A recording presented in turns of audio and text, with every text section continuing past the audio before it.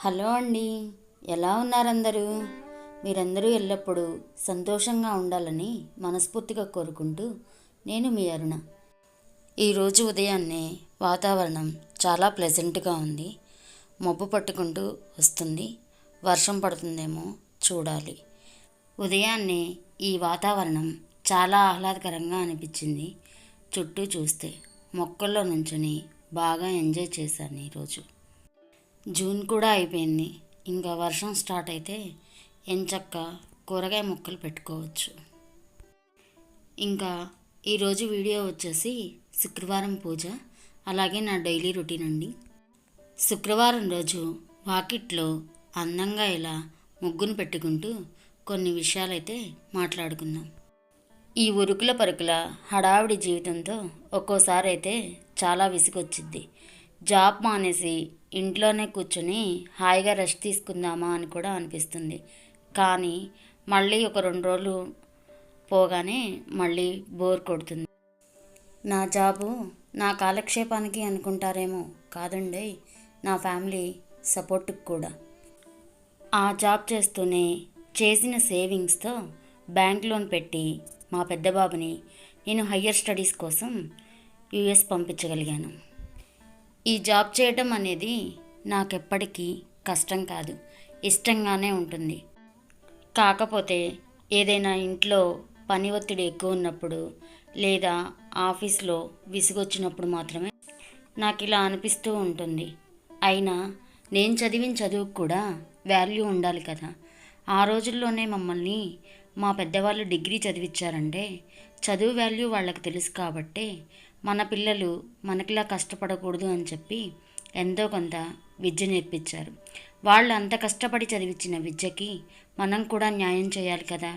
ఖాళీగా తింటూ ఇంట్లో కూర్చుంటే ఏమొస్తుంది? చుట్టుపక్కల వాళ్ళతో సోది ముచ్చట్లు చెప్పుకుంటూ ఉండడం తప్ప.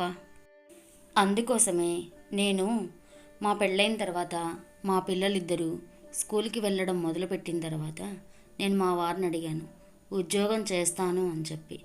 ఆయన కూడా ఎందుకు ఇంట్లోనే ఉండొచ్చు కదా అని ఫస్ట్ అయితే అన్నారు. కాదు, నేను చదివిన చదువుకి వాల్యూ ఉండాలి. మా నాన్న ఎంత కష్టపడి చదివించాడో నాకు మాత్రమే తెలుసు. ఆ చదువుని నేను సార్థకం చేసుకోవాలి అంటే ఖచ్చితంగా జాబ్ చేయాలి. అలా మా వారిని ఒప్పించి 2010లో జాబ్కి స్టార్ట్ అయ్యాను. అప్పటి నుంచి ఇప్పటి వరకు జాబ్ చేస్తూనే ఉన్నాను. మధ్యలో హెల్త్ ఇష్యూ వచ్చి ఒక 3 months మాత్రం రెస్ట్ తీసుకున్నాను.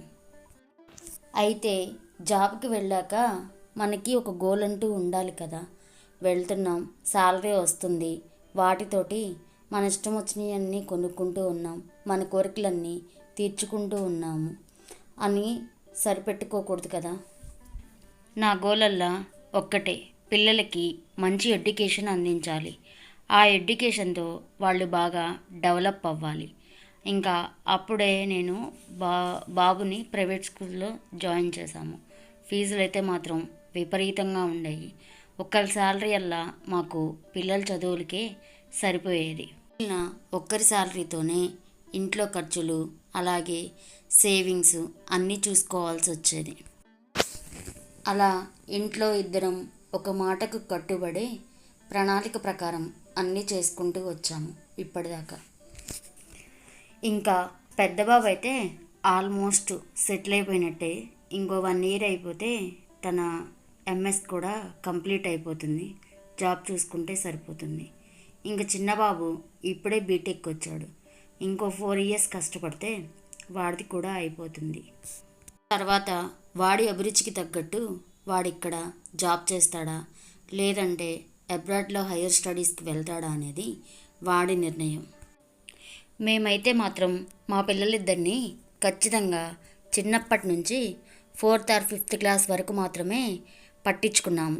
ఆ తర్వాత స్టడీస్ అంతా వాళ్ళ ఇష్ట ప్రకారమే చదువుకునేవాళ్ళు. మేమెప్పుడు వాళ్ళని ఇప్పుడు చదవండి అప్పుడు చదవండి అని మాత్రం వాళ్ళ మీద ప్రెజర్ పెట్టేవాళ్ళం కాదు. వాళ్ళు ఎప్పుడు చదువుకున్నా సరే క్లాస్లో మాత్రం ఫస్ట్ ఉండేవాళ్ళు. ఇంకా ఇప్పుడు మన నిత్య పూజలోకి వచ్చేద్దాం. ఇంకా స్వామి అమ్మవారికి మల్లెపూలు అలంకారం చేస్తున్నాను. ఇంకా అమ్మవారి అలంకారం చూస్తూ కొన్ని ముచ్చట్లయితే చెప్తాను. అలా మా పిల్లలకి మేమెప్పుడూ మాకున్న దాంట్లోనే పెట్టాం, మాకున్న దాంట్లోనే కావలసినవన్నీ ఇచ్చాం. మాకున్న ఆస్తుల గురించి చెప్పాం, అలాగే మాకున్న అప్పుల గురించి చెప్పాం. సమాజంలో మనం ఎలా ఉండాలి అనేది కూడా వాళ్ళకి వీలు కుదిరినప్పుడల్లా చెప్తూ ఉండేదాన్ని. ఏ రోజు ఆడంబరాలకి పోకూడదని కూడా చెప్పేదాన్ని.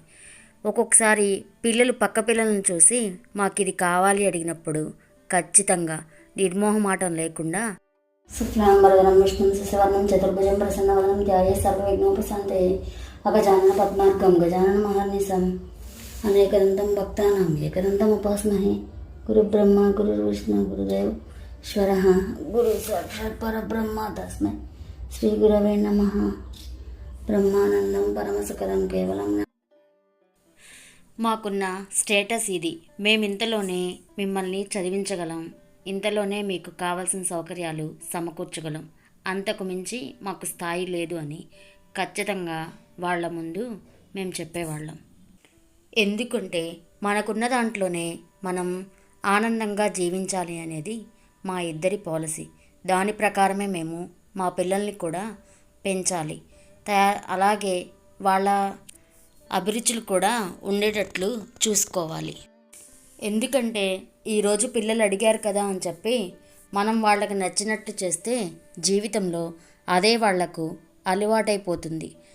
ఉన్న సిచ్యువేషన్ని పిల్లలకి స్మూత్గా వివరిస్తూ చెప్తే ఖచ్చితంగా అర్థం చేసుకుంటారు.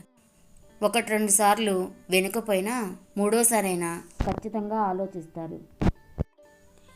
వాళ్ళు 10th అయిపోయిన దగ్గర నుంచి వాళ్ళ నిర్ణయాలు వాళ్ళే తీసుకునే విధంగా పెంచాను నేను పిల్లలిద్దరిని. వాళ్ళు ఏం చదువుకోవాలి, ఏ కాలేజీలో చదువుకోవాలి అనేది మొత్తం వాళ్ళ ఇష్ట ప్రకారమే జరుగుతుంది. మా పెద్ద బాబుకి ఇంజనీరింగ్లో విట్లో సీట్ వచ్చింది. అక్కడ ఫీజు వచ్చేసి మొత్తం 4 లక్షలు అవుతుంది.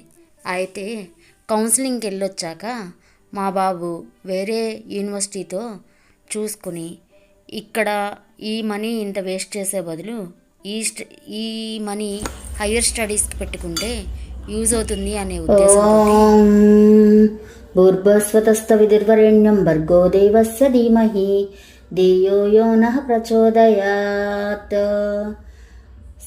ఋత్వా సచ్చేన పరిశంచామి.